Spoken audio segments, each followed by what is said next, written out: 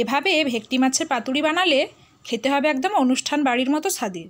আর এটা বানানো কিন্তু খুবই সোজা, একদম কম সময়ে এটা ঝটপট বানিয়ে নেওয়া যাবে। ভেটকি মাছের পাতুরি বানানোর জন্য এখানে আমি মাছগুলো প্রথমে ভালো করে ধুয়ে নিয়েছি। এবার নিয়ে নেব বোনলেস দেখে পিসগুলো, তাতে পাতুরিটা ভালো হবে আর খেতেও কিন্তু ভালো লাগবে। এই রকম দেখে পিসগুলো আমি নিয়ে নিচ্ছি, যতটা পরিমাণ লাগবে ততটা আমি নিয়ে নিচ্ছি। নিয়ে এবারে ম্যারিনেশন করে নেব। তার জন্য এখানে নিয়ে নিচ্ছি পরিমাণ মতো লবণ, হলদি পাউডার আর হাফটা পাতিলেবুর রস দিয়ে 1 ঘন্টা মতো ম্যারিনেট করে রেখে দেব। যত বেশি রাখবে ততক্ষণ কিন্তু মাছটা ভেতরে সব কিছু ঢুকে যাবে আর খেতে কিন্তু ভালো হবে। এরপর একটা আমি পেস্ট রেডি করে নেব। তার জন্য আমি নিয়ে নেব কালো সরষে, এর থেকে বেশি পরিমাণে নেব সাদা সরষে।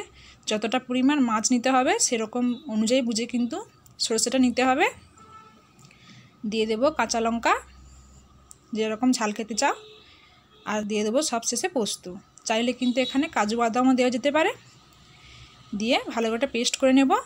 দিয়ে এটা 1 ঘন্টা পরে এর সঙ্গে আর কিছুটা অ্যাড করব মশলার পরিমাণ বুঝে, সামান্য লবণ, কাঁচা লঙ্কা আর সরষের তেল দিয়ে ভালো করে মেখে এটাকে আরও আধ ঘন্টা রেখে দিতে পারো।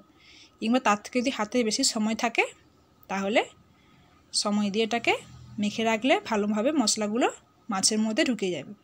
দেখো আধ ঘন্টা রেখে দিয়েছিলাম। আধ ঘন্টা পরে এখানে আমি পাতাগুলো কেটে নিয়েছি, কলা পাতা।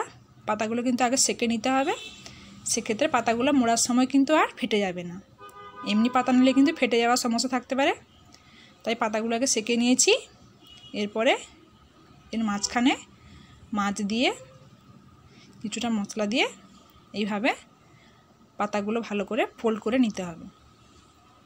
ভালো করে ফোল্ড করতে হবে, নাহলে কিন্তু ভেতরে সব মশলা বেরিয়ে যেতে পারে। দিয়ে ভালো করে ফোল্ড করে নিলাম। একইভাবে সবগুলো করে নিয়েছি।